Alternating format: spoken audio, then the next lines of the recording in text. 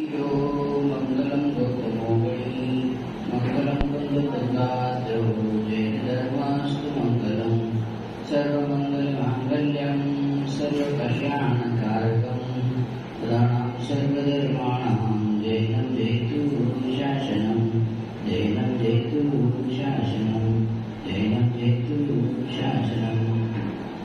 जय हो आचार्य बहुत सुंदर सागर गुरुदेव की जय। जय हो आदिनाथ भगवान की जय हो। जय हो चिंतामणि काशीनाथ भगवान की जय हो। जय हो आचार्य बहुत सुंदर सागर गुरुदेव की जय हो। नमस्ते। समस्त आचार्य संघ की जय।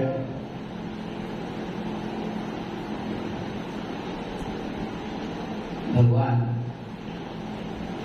आदिनाथ की पादधूलि में गत 15 दिन से जो ज्ञान की गंगा बह रही है, उसी कड़ी को आगे लेके चलते हुए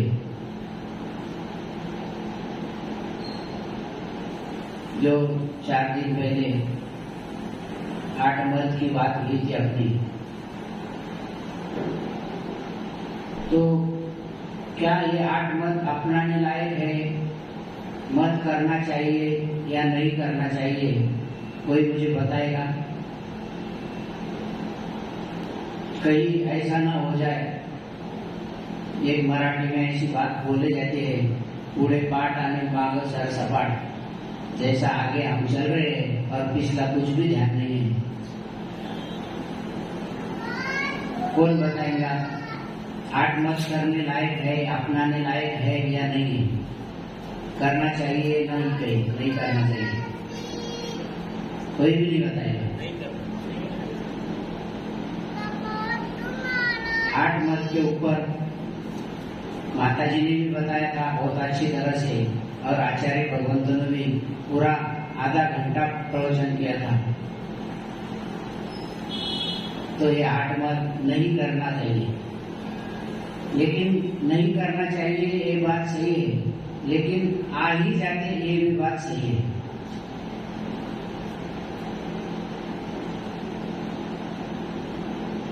नशा शराब में होती तो नाचती बोतल,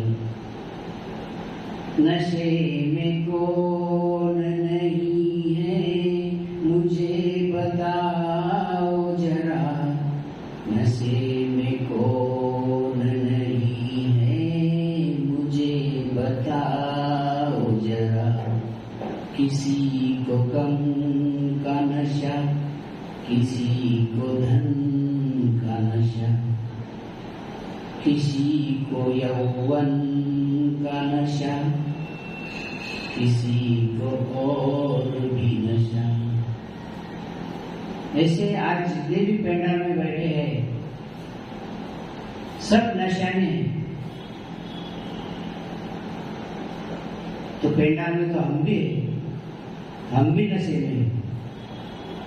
सिर्फ फर्क इतना है कि तुम्हारी जो नशा है सवेरे पी लिए तो शाम को उतर जाएंगी, और हमारे जितने भी बैठे हैं स्टेज के ऊपर, इनकी उस नशा उतरेगी मोक्ष में जाने के बाद में। फर्क इतना ही है, नशा तुम्हारे में भी है और नशा हमारे में भी है। लेकिन नशा वो करो कि जिससे हमारे आत्मा का कल्याण हो। अगर सही नशा अगर दारू में रहती थी तो बॉटल नाचनी चाहिए थी ना? ऐसा होता क्या? नहीं, हमारा जो नशा के प्रति मोह है, जो संसार के प्रति हमारा जो मोह है, वो हमको नचा रहा है।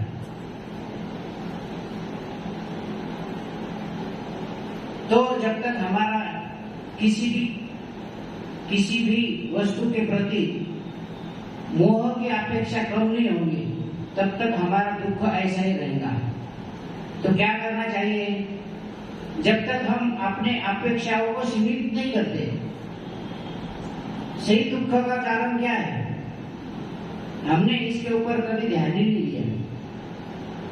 अपने दुख से दुखी रहा मैं, नहीं किसी का किंचित दोष। अपेक्षा किसने की? हमने की। और अपेक्षा की पूर्तिता नहीं हुई तो हम दुखी हुए।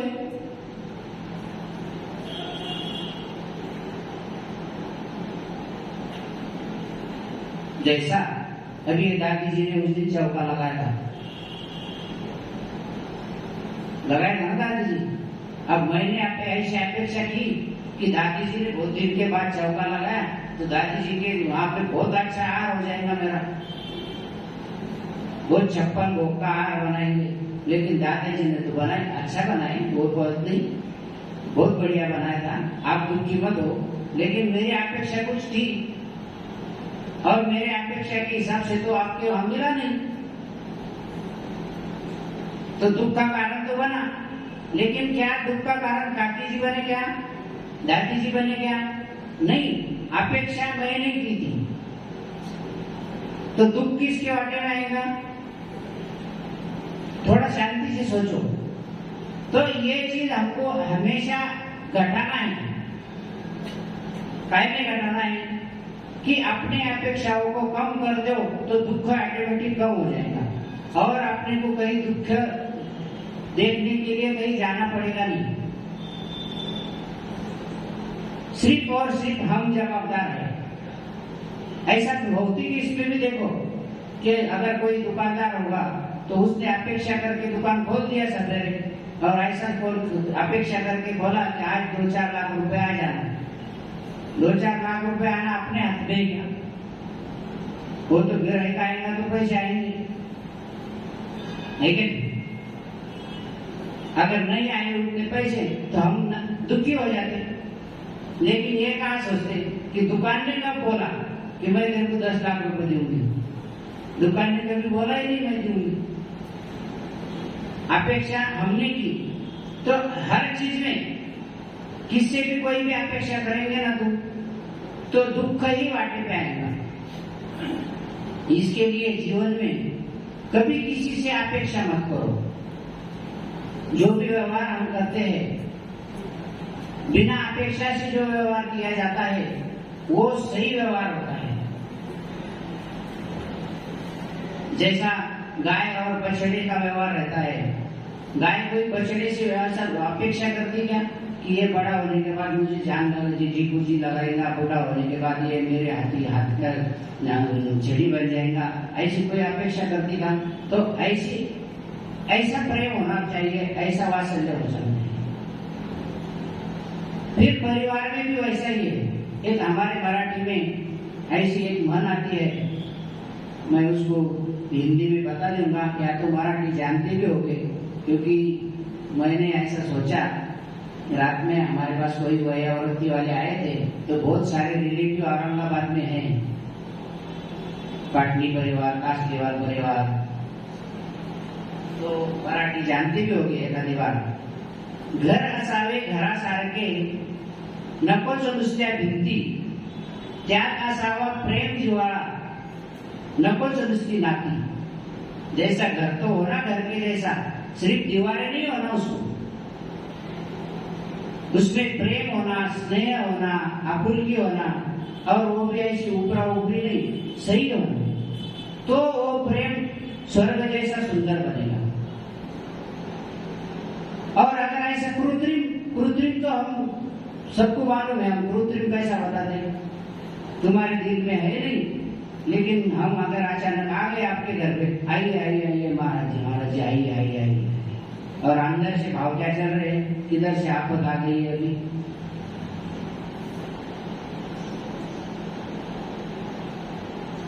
ऐसा कृत्रिम प्रेम की लाइफ बहुत कम रहती है। तो इसके लिए घर असावे घरासारखे, नकोच नुसत्या भिंती, त्यात असावा प्रेम जिव्हाळा, नकोच नुसती नाती। सिर्फ अपने रिलेशन ही रहे, माँ बाप के, बेटे के, बहू के, सिर्फ रिलेशन ही रहे तो ये रिलेशन ही रह जाएंगे। लेकिन उसमें अगर प्रेम जिव्हाळा रहा, आपुलकी रही, तो ही ये संबंध जो है आगे बढ़ सकते हैं, तो ही हम इससे अपेक्षा कर सकते हैं। नहीं तो फिर जैसा रूढ़िवादी हम चल रहे हैं, चलते रहेगा और हम कहीं के नहीं रहेंगे। तो बात चल रही थी हमारी मत के ऊपर कि ये जो मत है ना आ ही जाता है, सिर्फ जिसके पास सम्यक ज्ञान है उसके पास मत कम आएगा या नहीं भी आएगा, लेकिन अज्ञानियों के पास तो मत आता ही है। हमारे पास समय बहुत सीमित रहता है, उसके लिए एक छोटा सा उदाहरण देके शायद आप समझ सके तो समझ लेना। ऐसे ही दो मित्र थे पुराने क्लास में, पहली कक्षा से तो 12वीं तक उनका शिक्षण एक ही जगह पे हुआ और कुछ दोनों भी होशियार थे, लेकिन आर्थिक में एक थोड़ा श्रीमंत था और एक थोड़ा पुअर था। तो जो पुअर था उसने क्या किया कि घटना तो बहुत बड़ी है लेकिन छोटी करके मैं आपको बताना चाहता हूँ। उसने क्या किया कि जो पुअर था उसने गांव में ही एक अपने आदिनाथ भगवान का जैसा ऊपर मंदिर है ऐसा मंदिर था, वहां पे अपना रोज पूजा अभिषेक करता था और उसके जो भी उत्पन्न के साधन था उसमें वो खुश था। बहुत दिनों के बाद क्या हुआ कि वो जो मित्र थे वो श्रीमंत के वहां चले गए। जो छोटा मित्र था, गरीब मित्र था, वो श्रीमंत मित्र के वहां पे चले गया। तो 10-20 साल के बाद में कोई अपने को अगर मिलता तो साहजिक है, लेकिन जैसा अभी मेरी दीक्षा हो गई यहाँ पे और मैं 10 साल के बाद अगर इधर हुआ आचार्य भगवंतों के साथ, तो मैं ऐसा सोचूंगा ना कि 10 साल पहले जो बैठते थे वो है क्या, और मिल गए तो बड़ी खुशी होती कि ये मेरे दीक्षा के साक्षीदार है। तो ऐसी उनको भी बड़ी खुशी हुई, लेकिन कर्म धर्म सहयोग से जब भी वो गए तो वो जो श्रीमंत था वो उसका बहुत बड़ा व्यापार था। व्यापार होने की वजह से वो बहुत बिजी शेड्यूल था और उस दिन वो 8 बजे तैयार होके गाड़ी में बैठने ही वाला था तो ये मित्र आ गया उसमें। तो भी उसने मित्र मिलने के बाद समय तो दे ही देता है आदमी, उसको समय दिया, घर पर लेके गया और उसको नाश्ते पानी के लिए आमंत्रित किया। दोनों नाश्ता कर रहे थे तो नाश्ता करते करते ऐसे ही बात छेड़ दी कि क्या करता आजकल। तो बोले मेरा तो क्या है, मैं मंदिर में जाता हूँ, दोपहर तक अभिषेक करता हूँ, पूजन करता हूँ, उसके बाद में थोड़ी सी दुकान खोल लेता हूँ और मेरा व्यवस्थित है। तो दूसरे जो उसका दोस्त है वो बोलता, अरे अपन तो दोनों साथ में थे, इतने होशियार थे, मेरे से तो ज्यादा तेरे को मार कर पड़ते नहीं, तो फिर तू ऐसा क्यों हो रहा है। मैं देख बोले मैं इतना बड़ा हो गया तो क्या बोलते हैं आप इधर, वो फावड़ा बोलते क्या उसको, फावड़ा ही बोलते ना। देख बोले मैं अभी फावड़े से लौटा खींच रहा हूँ, इतना काम बढ़ गया मेरा। दोनों पोहे खाने के लिए बैठे, जो भी होगा। तो जो गरीब मित्र था उसने एक ही बात बोली कि बोले ठीक है तू इतना बड़ा तो बन गया, लेकिन देख बोले तेरे भी हाथ में जो डिश है ना, मेरे भी हाथ में वही डिश है और तू भी चमचा से खा रहा हो, मैं भी चमचा से ही खा।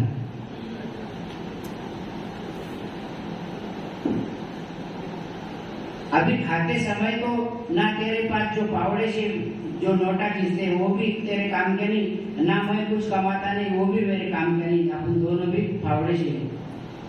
तो ऐसा करते करते नाश्ता हो गया और नाश्ता करने के बाद में बोले आज मेरे पास जो है तो 3-4 जगह पे मेरे को विजिट देना है, कुछ शादी है, कुछ ओपनिंग है, कुछ दोस्तों के वहाँ प्रोग्राम है। तो अपन ऐसा करेंगे, तू मेरे साथ गाड़ी में बैठ और अपन साथ में चलेंगे, गाड़ी में अपनी बातचीत भी हो जाएगी, पुराने जो संबंध है अपने वो भी नए रिन्यूअल हो जाएंगे। तो नहीं बोले, उसने देख लिया कि ये ऐसा इतना महंगा ड्रेस और मेरे तो ऐसे फटे कपड़े, ये कैसा कॉम्बिनेशन होगा। नहीं बोले तुम फिक्र मत कर, बोले एक मेरा ड्रेस दे देता, बोले तो ठीक है बोले।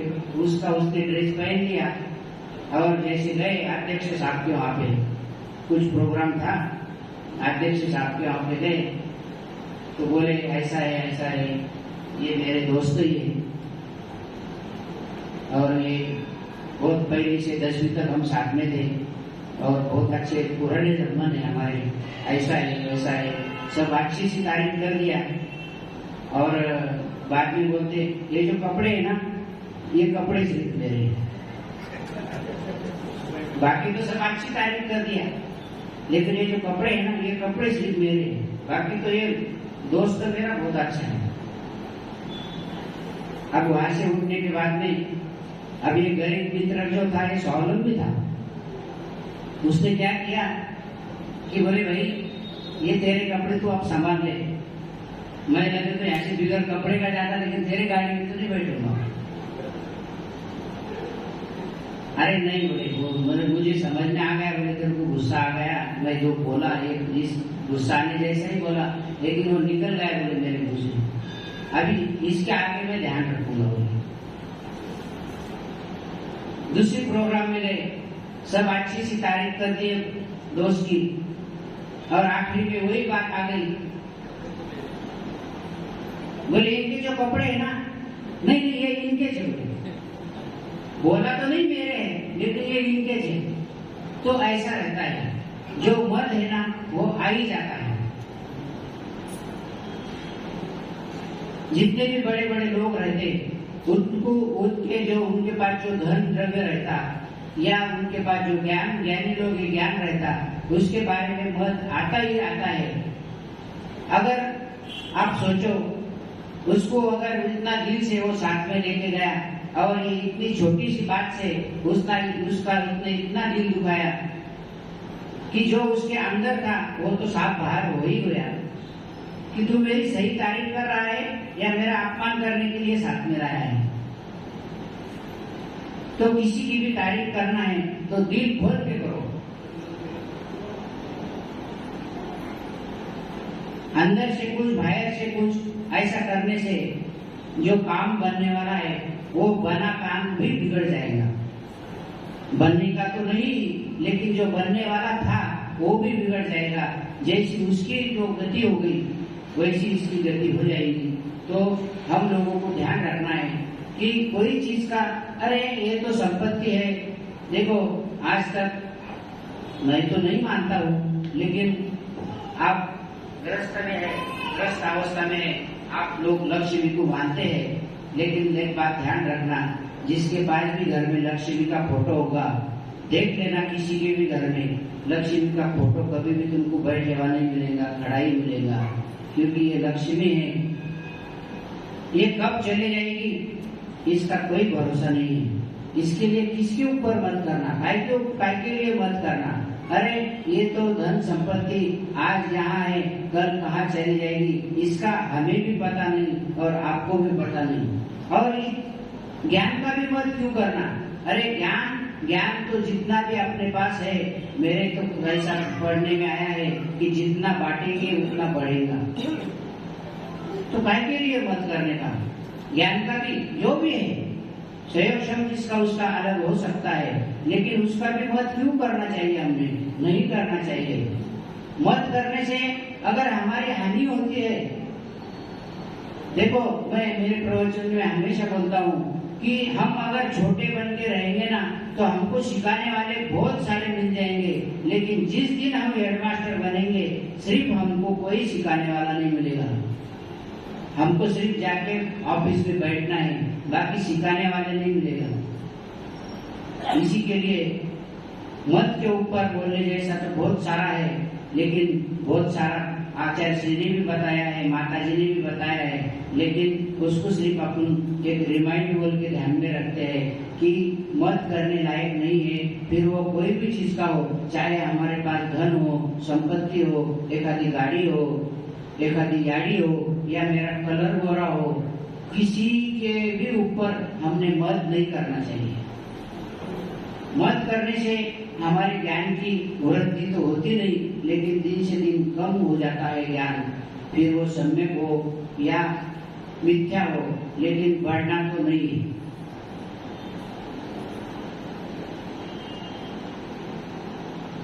तो ऐसे ही हम ध्यान रखो, कभी भी मत करने से जो भी दुष्परिणाम आप ऐसा भी देखो, ऐसे अपने भौतिक जीवन में भी देखो कि मत करने से किसकी तरक्की हुई है, किसी की भी तरक्की नहीं हुई है मत करने से। आज तक का इतिहास उठा के देख लेना, महाभारत से, रामायण से कोई भी उदाहरण देख लेना, जिनको जिनको मत हुआ, जब तक अरे रावण की लंका नहीं रही, सोने की लंका थी, वो नहीं रही, तो उसके सामने तो अपन कुछ भी नहीं है। किस चीज के लिए मत करने का? इसके लिए 63 शलाका पुरुषों में जितने भी कहानियां आती है उसका स्वाध्याय करो तो समझ में आएगा आखिर हमने ऐसा क्यों करना चाहिए। जो 8-15 दिन से जो बता रहे हैं आचार्य भगवान की स्वाध्याय करो, जब तक हम स्वाध्याय नहीं करेंगे, जब तक हम ये छोटी छोटी कहानियां नहीं, अरे कहानियां उसी के लिए पढ़ी जाती है कि हमारा जो जीवन है इसमें वैराग्य उत्पन्न होने के लिए ये जो कहानियां ये पढ़ना पड़ती है।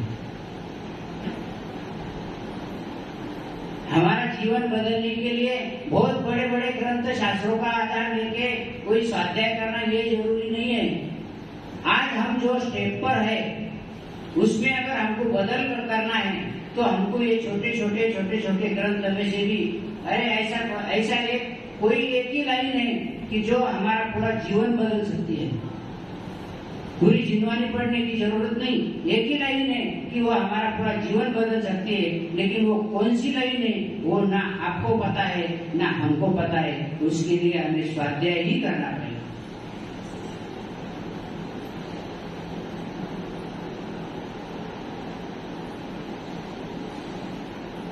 मैं ये नहीं मानता हूँ कि आप लोग स्वाध्याय नहीं करते हो, स्वाध्याय तो करते हो, लेकिन एक बार ऑब्जर्वेशन कर लेना कि स्वाध्याय करने से मेरे अगर संसार शरीर भोगों से विरक्ति आ रही है तो अपना ट्रैक सही है। अगर हमारे संसार शरीर और भोगों से विरक्ति नहीं आ रही है तो ऐसा समझ लेना कि मेरा स्वाध्याय करने का कोई मकसद और है, और जो मेरा मोक्ष मार्ग प्रशस्त करने का है वो रास्ता कुछ और है।